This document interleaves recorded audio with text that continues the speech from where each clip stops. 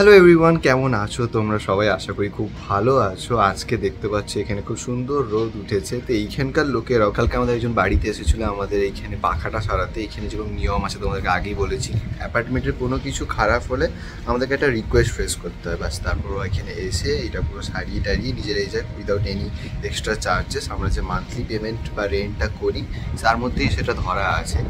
তো সেরাও এসে বলছে যে এইখানে প্রায়শই মানে ওয়েদারের কোনো ঠিক ঠিকা নেই। তারা এইখানকারই, বাট তারাও বলছে যে কালকে ঠান্ডা আছে, খুব রোদ, আবার কালকে ঠান্ডা হতে পারে। তো এবারে আসি মেন কথা যেটা হয়েছিল, সেটা হচ্ছে তৃষিতার চোখে একটা রেড কালারের ডট কালকে আমি দেখতে পেয়েছিলাম। আমি খুব ভয় পেয়ে গেছিলাম, কেননা আমাদের আগে এরকম কিছু হয়নি আসলে। তারপর অনেকে তোমরা কমেন্টে লিখেছো যে এটা এমন কিছু ব্যাপার নয়, তো এটা হওয়া খুব স্বাভাবিক, তোমাদের সাথে হয়েছে। তখনই একটু সাহস পেয়েছিলাম, বাট ডাক্তারও আমাদেরকে সেম কথাই বলেছে।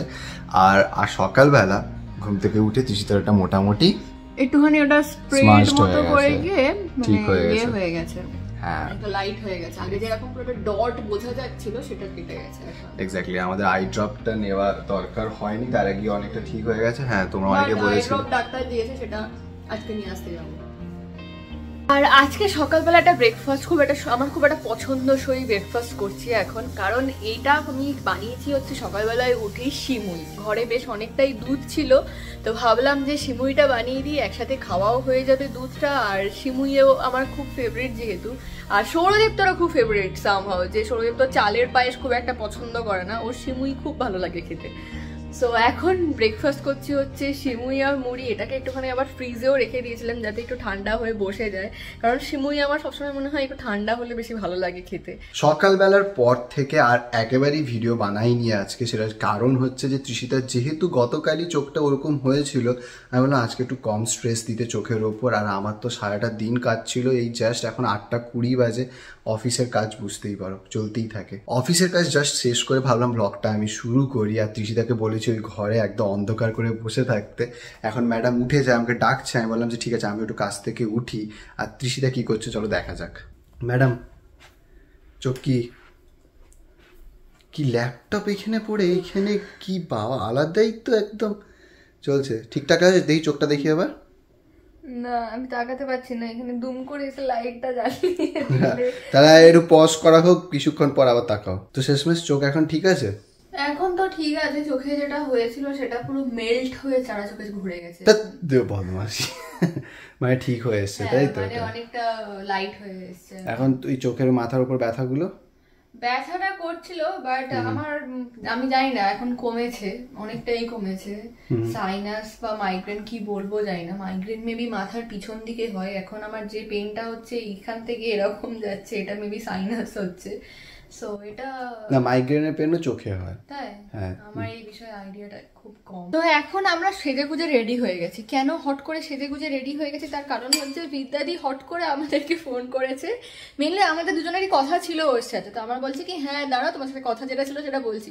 তো বলছে না না, এখন কথাবার্তা কিছু না, আগে তাড়াতাড়ি রেডি হয়ে যাও, আমরা এখন খেতে যাবো কোথাও একটা। তো আমরা বেরিয়ে গেছি, আমি তোমাদের বাড়ির কাছাকাছি পৌঁছে ফোন করছি। মানে কিছু বোঝে ওঠার আগে তার কথাবার্তা শেষ পর্যন্ত তাড়াতাড়ি রেডি হো, তাড়াতাড়ি রেডি হো। যেরকম কমান্ড এসে সেরকম আমরা রেডি হয়ে গেছি। কোথায় যাচ্ছি না জানি না, চলো বাইরে চলো। ওরা মানে হ্যাঁ, এইটাই তৃষিতা একটু বলছে ভাগ্য ভালো যে ফোনে বলেছে আমরা আসছি, এখানে এসে বলেনি চলো চলো। হ্যাঁ, দরজায় নক করে চলো চলো বেরো বেরো বেরো, যাবো বেরোবো এখন। সেটাই ভাগ্য ভালো অনেক আমার। সেটাই একদম নিজেদের মতো হয়ে গেলে যেটা হয় আর কি, মানে কোনো অত ফর্মালিটিস করার দরকার হয় না। হ্যাঁ একদম সেটাই হওয়া উচিত আমার মনে হয়। আর তুমি পালিয়ে যাচ্ছ আর আমি ক্যামেরা ঘুরে ঘুরে এরকম ভাবে যাচ্ছি পুরো তোমার সাথে। বন্ধ করে ঘোরাও ক্যামেরা। আমি বলেছি যে তুমি আমাকে কিডন্যাপ করতে আসছো। সো অনেক ডিসাইড করার পর এখন আমরা এসছি হচ্ছে মোমো হাউসে। তুমি এপাশে ঘুরতে পারো, সৌরদীপ্ত সবাই একসাথে আছে। আমি ওর জন্য ফ্রেমটা এরকম নিয়েছি। খুব সুন্দর লাগছে আমরা সবাইকে। আর এসেই সবার আগে যেটা আমি বলেছি, এখানকার এই মোমো হাউসের একটা স্পেশাল আছে। সেটা আছে হচ্ছে মোমোটা হচ্ছে চিলি মোমো, তাই তো? ঝাল মোমো। আর কি এখন এসছে খাবারে সেটা আগে দেখাই। এটা হচ্ছে সেফ সাইডে এই মোমোটা আমরা অর্ডার করেছি। এটা হচ্ছে ফ্রাইড মোমো। আর ম্যাডাম কি অর্ডার করেছেন? আমি অর্ডার করলাম কি যেন স্টিম মোমো। এত কাজের প্রেসারে আছে, দেখো মুখটা দেখো ছোট্ট হয়ে গেছে এত কাজের চাপে। মানে ইয়াং হয়ে যাচ্ছে নাকি, ছোট হয়ে যাচ্ছে মুখ কি? ভালো খেতে।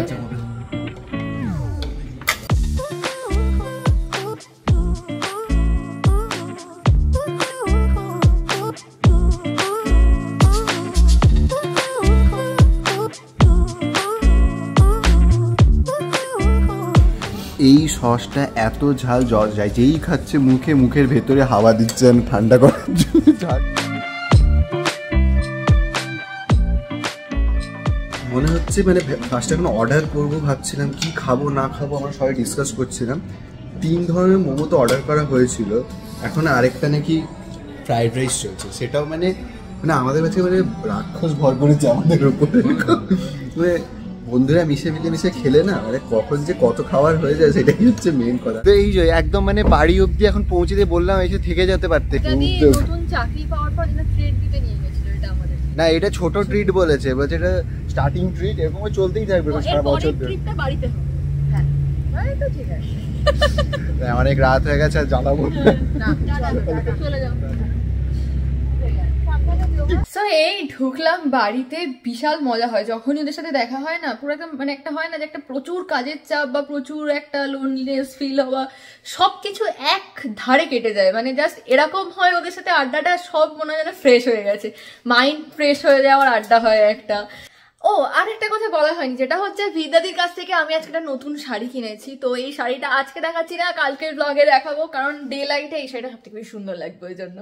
তো চলো টাটা, দেখা হচ্ছে নেক্সট ব্লগে। যদি আজকের ব্লগটা ভালো লাগে থাকে প্লিজ লাইক কমেন্ট আর শেয়ার করতে ভুলো না, আর দেখা হচ্ছে কালকে।